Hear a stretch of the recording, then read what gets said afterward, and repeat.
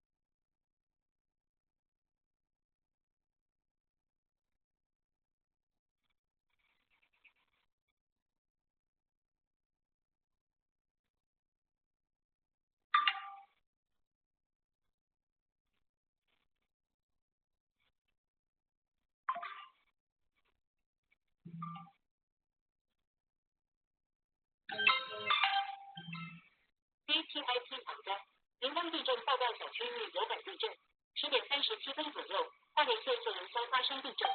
震源深度18.5公里，地震规模 M3.5，花莲县观测到最大震度3。